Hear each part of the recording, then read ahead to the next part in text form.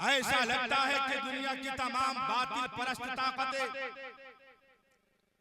दुनिया की तमाम शैतानी कुव्वतें सिर्फ एक काम पर तुल गई है, जैसे हो जिस तरह हो सके दुनिया से इस्लाम का खात्मा कर दिया जाए, मुसलमानों को निस्तोनाबूद कर दिया जाए।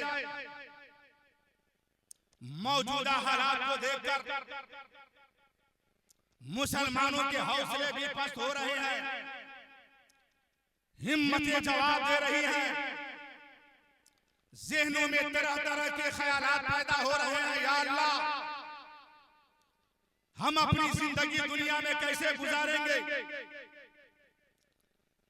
तरह तरह की बातें ज़हन में आ रही है, लेकिन मैं कहना चाहूंगा,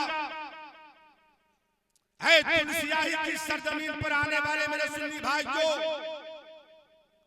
आपको घबराने की जरूरत नहीं है, चेहरे पर मायूसी लाने की जरूरत नहीं है, बल्कि आप दुनिया की तमाम बातिल परस्त ताकतों को बता दो कि अगर दुनिया में किसी पेड़ को काटा जाता है तो वो पेड़ हमेशा के लिए खत्म हो जाता है, जब किसी दरख्त को काटा जाता है तो दरख्त हमेशा के लिए फिना हो जाता है।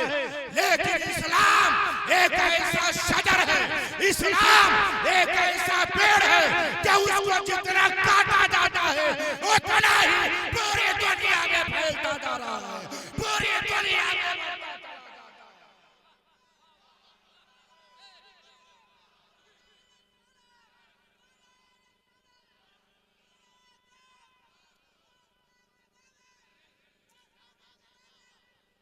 इस्लाम की फितरत में कुदरत ने लचक दी है, तुम जितना दबाओगे उतना ही ये उभरेगा। मेरे इस्लामी भाई, जो आज एक भाई दूसरे भाई से काफी दुखी मालूम हो रहे हैं, एक भाई दूसरे भाई के अखलाक से परेशान नजर आ रहा है, एक बाप अपने बेटे की तहजीब से परेशान नजर आ रहा है, एक माँ अपनी बेटे की कल्चर से परेशान नजर आ रही है, एक पड़ोसी अपने पड़ोसी के अखलाक से परेशान है। आखिरकार ये गंदा माहौल हमारे मुआशरे में कहां से आ गया?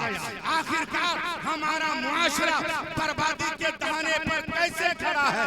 ऐ मेरे इस्लामी भाई, जो मुस्लिम मिल्लत कॉन्फ्रेंस में आने वाले मेरे सुन्नी भाइयों, कान खोल कर सुनो,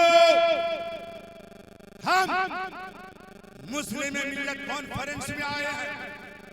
ऐ सुन्नियों, अगर हम तो उस पैगंबर आज़म के मानने वाले हैं जिस पैगंबर इस्लाम ने हमें अखुवत का पैगाम दिया था, जिस पैगंबर इस्लाम ने हमें मुसावात का पैगाम दिया था, जिस पैगंबर इस्लाम ने हमें अखलाक व मोहब्बत का पैगाम दिया था, उस वक्त मुस्तफा जाने रहमत ने दुनिया को अखलाक व मोहब्बत का पैगाम दिया था। जिस वक्त दुनिया अखलाक व मोहब्बत से नाशना थी, जिस वक्त दुनिया तहजीब से आशना थी, ऐसे मौके पर पैगंबर इस्लाम ने दुनिया के लोगों को ऐसा कल्चर दिया था, ऐसा पैगाम दिया था कि शैतानी रास्ते पे चलने वालों को, शराब की भट्टियों में जिंदगी गुजारने वालों को, ज़िना करने वालों को, बुराइयों में मुलविस रहने वालों को मेरे आका सल्लल्लाहु अलैहि वसल्लम ने रास्ते पे लाके रखा और दुनिया वालों को पैगाम दिया कि दुनिया वालों, बुराई रास्ते पे मत चलो, अगर चलना है तो राह रात पे चलो, अगर राह रात पे चलोगे तो तेरी जिंदगी दुनिया में भी कामयाब रहेगी और जब तुम मर के जाओगे तो कब्र में भी कामयाब रहोगे और मैदानी में।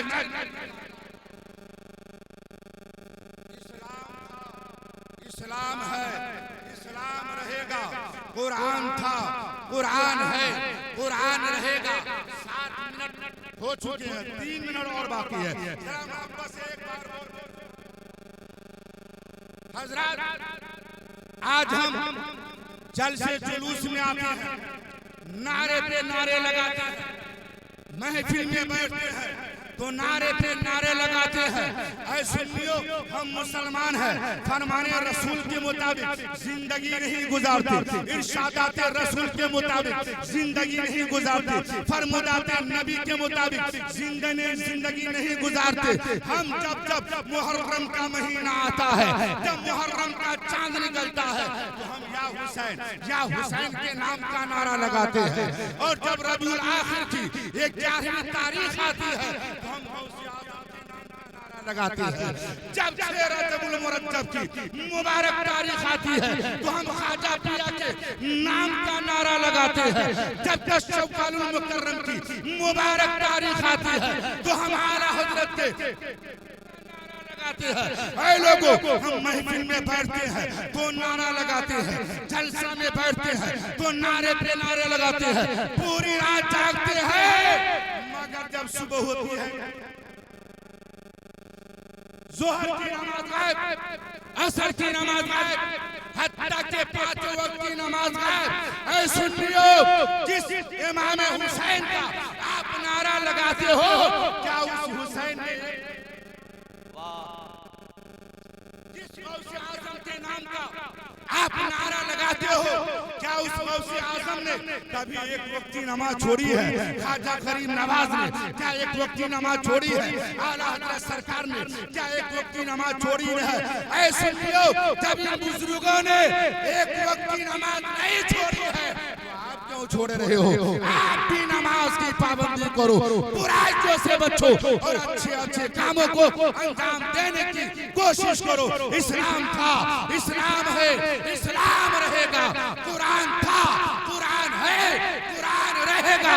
इस्लाम की गर्दन पर हुसैन इब्न अली का एहसान था, एहसान है, एहसान रहेगा।